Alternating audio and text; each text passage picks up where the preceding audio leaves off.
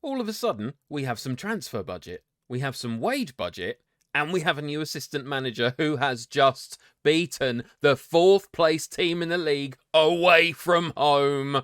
If things carry on like this, I might still have a job at the end of the year.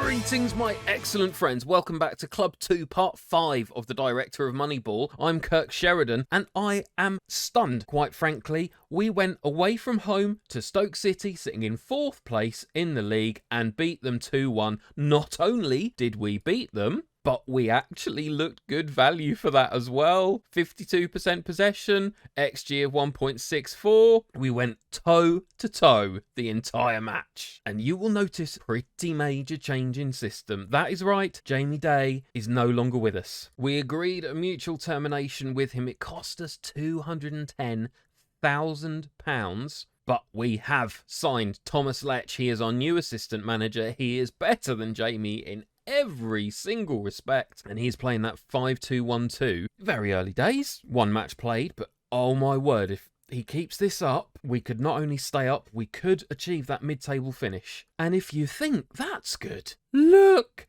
at this scouting budget, transfer budget, wage budget. It took until the transfer window had concluded, of course, but I did manage to convince the board to give me more spending money. That was out of the existing funds we have. We've still only got 10% of transfer revenue retained, but I'm hoping I can use this to find some free transfers, to line up some permanent signings for the summer who are reaching the end of their contracts, potentially even put a couple of cheeky lowball bids in for players reaching the end of their contracts as well to secure them early. This scouting budget has huge flexibility, and it means I'm finally able to look beyond the surrounding divisions. We're scouting all across Europe, and I'm desperately hoping to find some new stars to add to this team. Immediately, I'm going to enter into contract negotiations with Brandon Fleming. I couldn't even offer him £2,000 a week in the last episode. Now, it is allowing me to offer up to £8,000. Oh, it's like a weight has been lifted from my shoulders. And with that, we now do potentially have Brandon Fleming on board for another 3 years. Yes, he's got a minimum fee release clause of £3.8 million,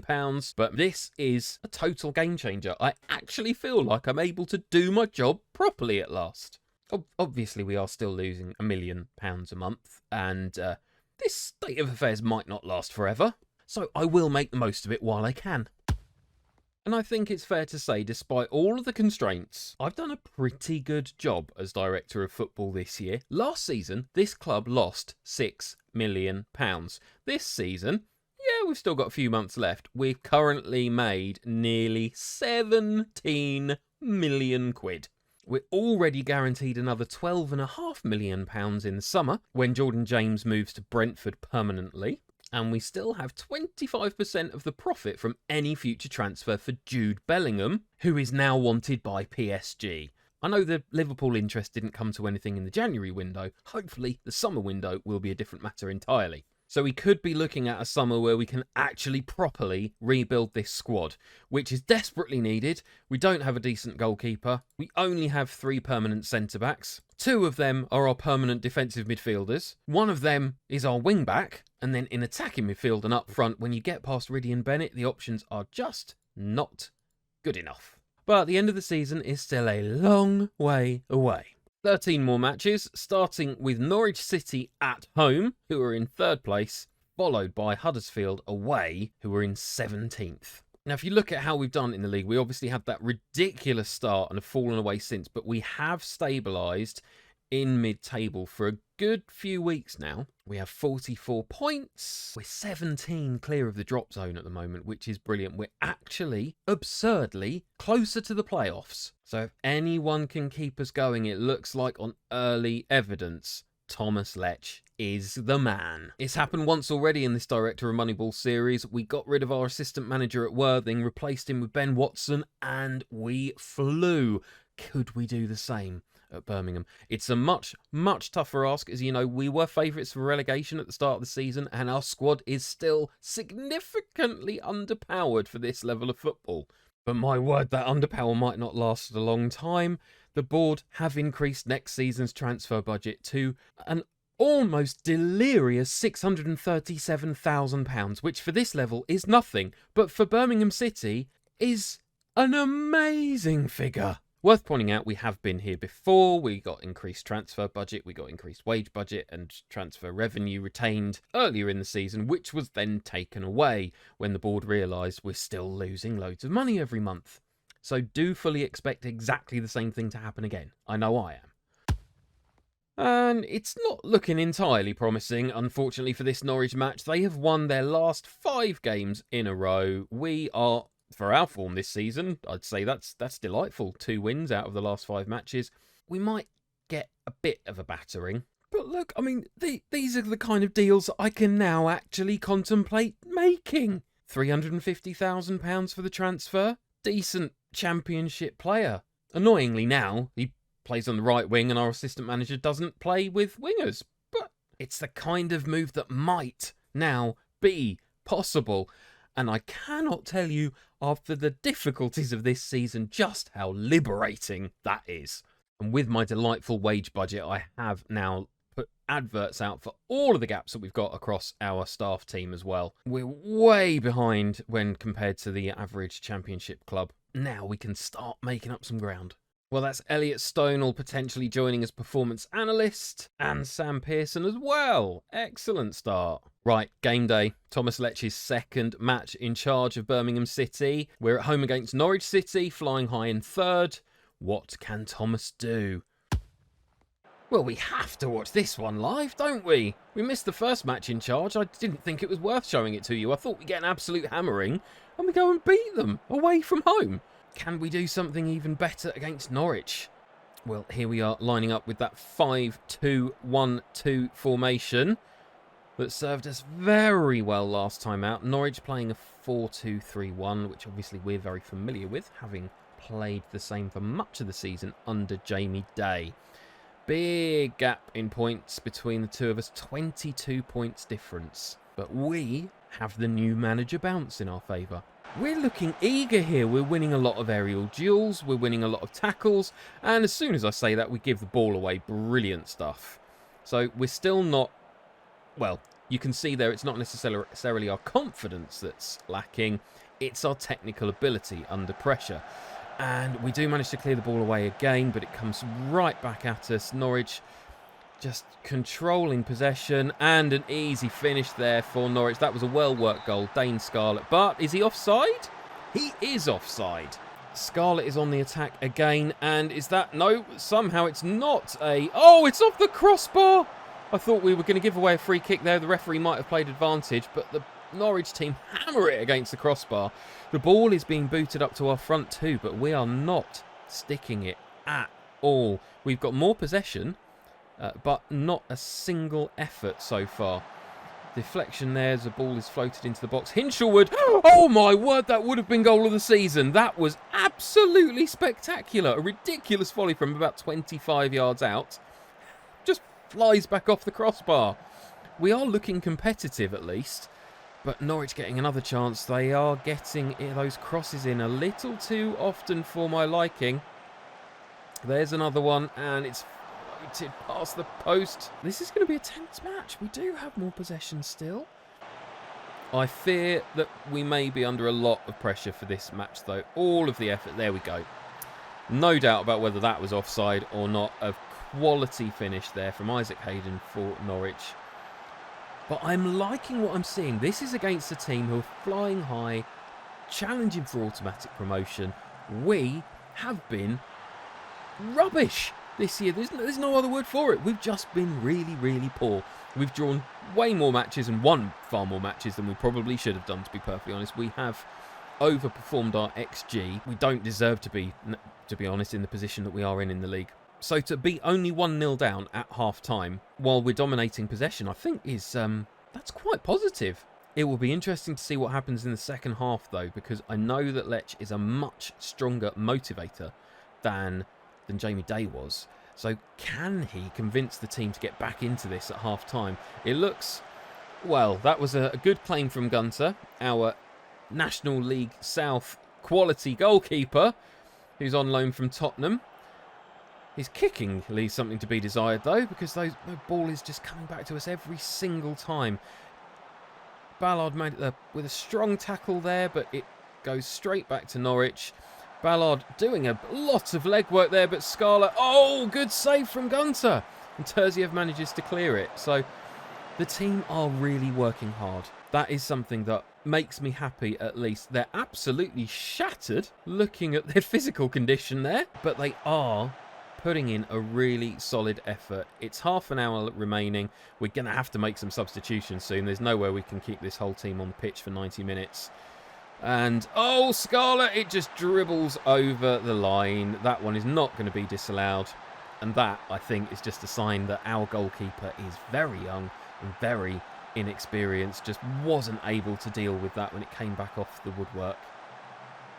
He did actually save it. I thought that came off the woodwork. No, he palmed it away, but straight to the feet of Scarlett. Still a respectable scoreline against a team that's in third place. It's a shame that this is happening at home. It's not something the fans will be enjoying watching, us being outplayed quite so easily. And McCallum gets a run straight into that. That was just really poor defending. McCallum just ran all the way down the pitch, completely uncontested. Look at this. No one anywhere near him. No one attempting to make a tackle. And we did try to block the cross, I guess, but poor defending. What's this? We have an attack going now. This is the first time, I think, in the second half. Wisdom stumbling over the ball there. We managed to keep it. Barmer moves forward. Plays it to Terziev. Plays it back to Barmer. Plays it back to Terziev. We're just... For a vertical tiki-taka team, we are playing very, very slowly. We're not looking to force the ball forward. But Simmons is in! Oh! And unfortunately can't put it away.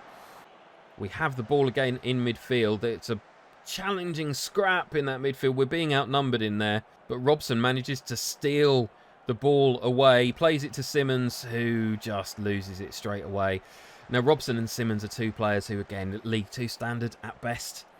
Just not enough quality to play at this level, and it shows. Scarlett is in again, but we do manage to get the block. Terziev there manages to clear it away. Some changes being made, but oh my word, our entire back seven is absolutely exhausted. They've only got a couple of minutes left, plus stoppage time, but it looks like the ball might be coming back.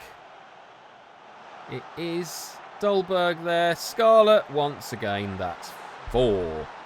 Let's check this off. Number 1, young team. Number 2, an experienced team. Number 3, team full of loanees. Number 4, team that gets incredibly tired. I suspect we are playing pretty much the exact same team that we played against Sheffield United, who did so well in the previous match, so mustn't discount that. That was only 3 days previously. Fleming, though, who I've just offered a new contract to, maybe should have waited a little bit. We were comprehensively outplayed in that last match. 3.4 XG for Norwich, 23 shots. We did have more possession, but as we saw, we were largely just knocking it around really slowly amongst our back three.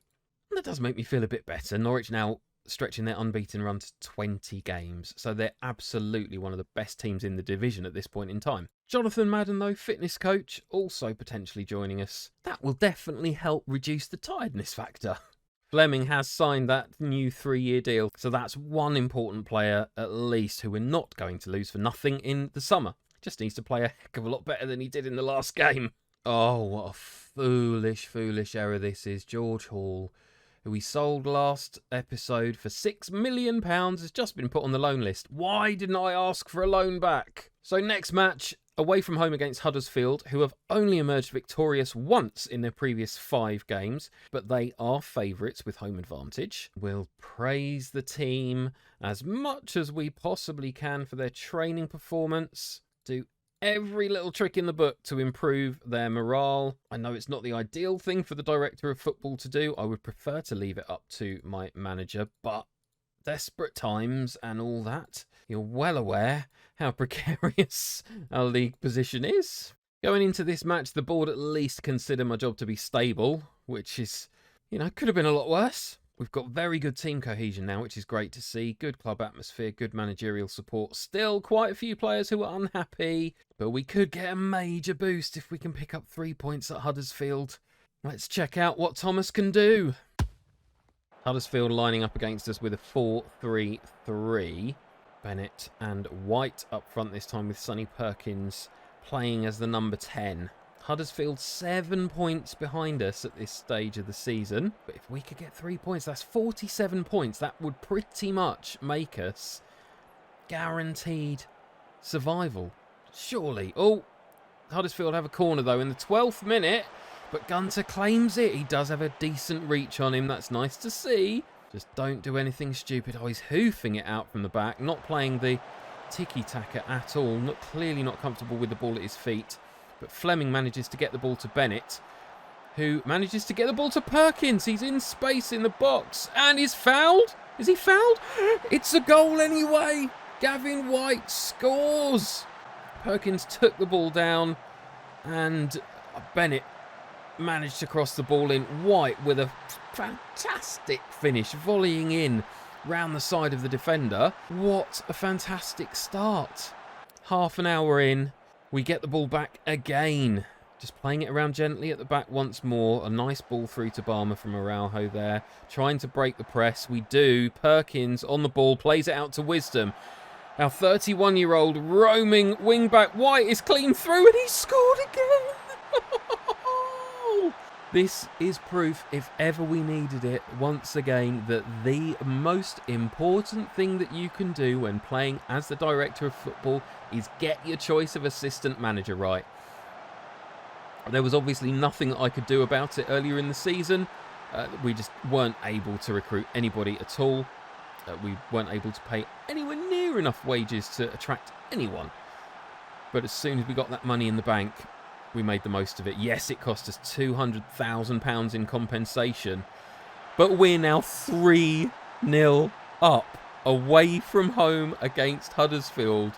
We were absolutely trounced in our previous match, but we're up. Oh, this is just beautiful to behold.